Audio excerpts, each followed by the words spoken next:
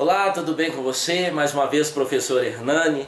Quero falar um pouquinho com você sobre, mais uma vez, sobre história, mas sobre a divisão da história, né? O surgimento da história, o que a história estuda.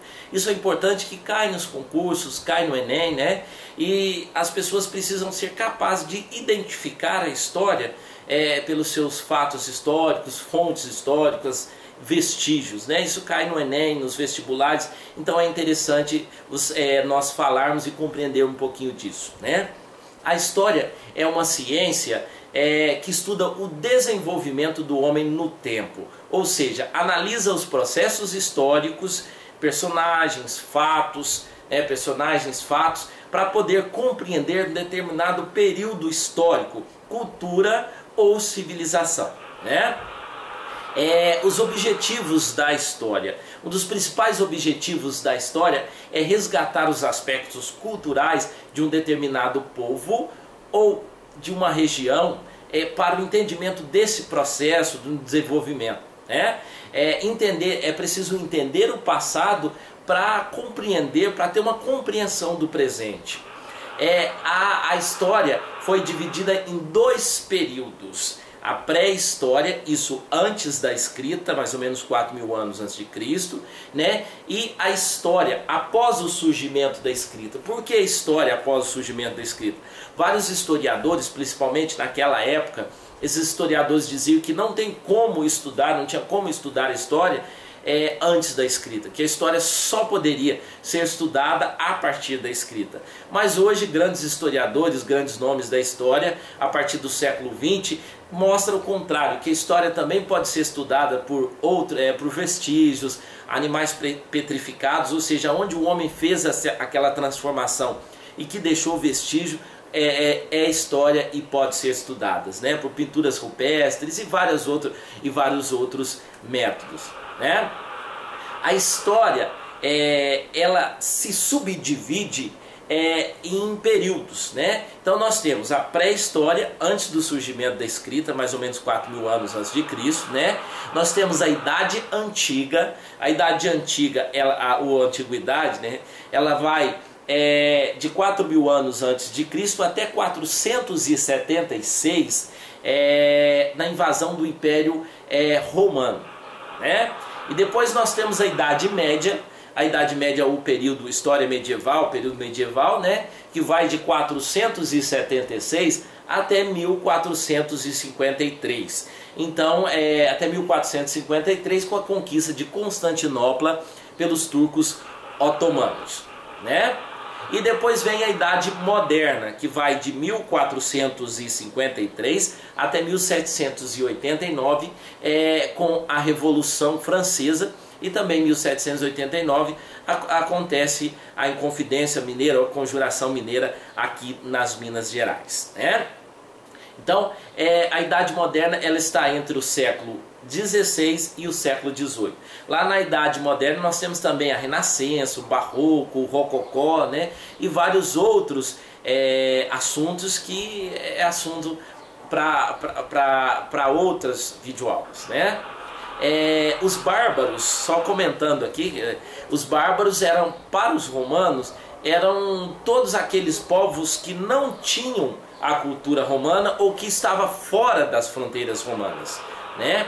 E depois vem a Idade Contemporânea. A Idade Contemporânea ela vai de 1789 com a Revolução Francesa até os dias atuais, né? A Idade Contemporânea ela compreende do século XVIII, do século XVIII até os dias atuais, até nossos dias, né? Já existe alguns, como que eu posso dizer? Já existe alguns historiadores, né? Vou ajeitar um pouquinho a imagem aqui que estava desfocada. Já existe alguns historiadores mais modernos que diz que nós já estamos na contemporaneidade, quer dizer, na pós-contemporâneo, né? E que essa pós-contemporânea começa a partir dos anos 90, de 1990, com a chegada da nova tecnologia, por exemplo, a internet. Mas ainda é necessário que alguns historiadores famosos, lancem livros e já comecem a divulgar essa pós-contemporaneidade, difícil de falar essa palavra, né? Essa pós-idade contemporânea, para que isso se torne real. Mas muitos já consideram que nós estamos vivendo a pós-idade contemporânea, já por causa do surgimento dessas tecnologias, né? O chamado pai da história é o grego Heródoto, né, que viveu no século V a.C. e é considerado o pai da história. É o primeiro historiador a fazer investigação do passado para obter um conhecimento histórico, né? O descobrimento do Brasil, por exemplo, foi um fato histórico. Muitas pessoas dizem que eles já tinham a ideia da existência do Brasil, então passaram por aqui, tomaram posse do Brasil e foram embora, né? Mas a princípio vamos estudar aquilo que a história fala para nós, né? O princípio de tudo é a chegada de Cabral no Brasil em 1500, e é importante entender como tudo aconteceu. As causas, as consequências da expedição, como aconteceram os primeiros contatos com os índios que já haviam nas terras brasileiras, não é verdade? Então nós temos, após o descobrimento do Brasil, outro tema de grande importância para os estudos do Brasil é o Brasil colônia. Dentro desse contexto, existem diversos tópicos que merecem atenção nos estudos para o vestibular e para o Enem. As capitanias hereditárias, né, a economia, o extrativismo vegetal, o extrativismo mineral e a pecuária. Então não esqueça disso, né? Após todos os acontecimentos, chegamos à independência do Brasil, propriamente dita em 1822. Depois de diversos movimentos, é importante compreender que nesse assunto todo o processo da independência do Brasil, né? O Brasil sofre a independência de Portugal, mas se nós formos analisar, uma pseudo-independência, porque o pai rei de Portugal e o filho é como imperador do Brasil, né? Então dá uma olhadinha na independência do Brasil em todos os conceitos, porque é interessante você estudar sobre isso, né? Primeiro, a nomeação do príncipe regente Dom Pedro I, o dia do fico, que foi o dia que Dom Pedro resolveu ficar no Brasil, né? O reconhecimento da independência do Brasil, quer dizer, os Estados Unidos foi o primeiro país a reconhecer a independência do Brasil. Portugal reconheceu um pouco depois, mediante o pagamento da dívida de 2 milhões de libras esterlinas com a Inglaterra, né? E o dia do fico acontece no dia 9/1 de 1822, quando Dom Pedro diz para o povo: se é para o bem de todos ou felicidade da nação, diga ao povo que eu fico. O primeiro reinado, que vai de 1822 até 1831, né? Nós chamamos esse de Brasil Império, o primeiro reinado, que compreende até de 1822 até 1880, até 1831, né? Nesta fase podemos focar os estudos no primeiro reinado entre os anos de 1822 a 31, entendendo os principais acontecimentos e as consequências futuras para o país. Por exemplo, quando chegar ao fim do primeiro reinado, iniciamos um tópico importante da história do Brasil, não que os outros deixem de ser importantes, é que o segundo reinado, de 1831 até 1840, nesse contexto devemos enfatizar alguns pontos como as regências, né, as regências, foram várias regências, até acontecer o golpe da maioridade, que quando Dom Pedro, eles aumentam a idade de Dom Pedro II para que Dom Pedro assumisse o trono brasileiro. Com 14 anos eles aumentam a idade dele para 18, né? Então a Primeira República, em 1889 chegamos ao momento histórico, a Primeira República.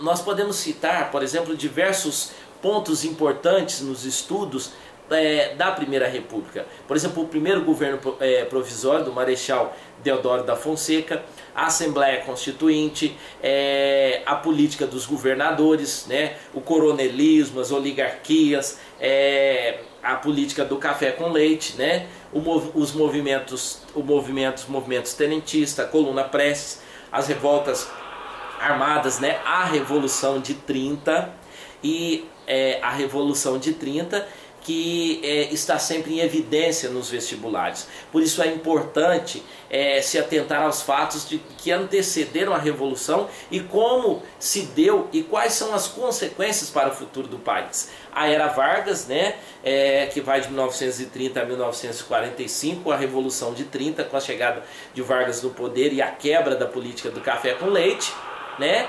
e outros temas da história do Brasil, por exemplo, que é a ditadura militar, que vai de 1964 até 1985, né? A queda de João Goulart, a repressão aos movimentos sociais, a censura, o bipartidarismo, a tortura, o milagre econômico, os presidentes da ditadura, as diretas já e as eleições de Tancredo Neves, né? Atualmente, para finalizar, é importante conhecer um pouquinho da história recente dos políticos brasileiros eleitos por votos diretos do povo e entender a época de cada um deles e as obras realizadas e as conquistas alcançadas no país, né?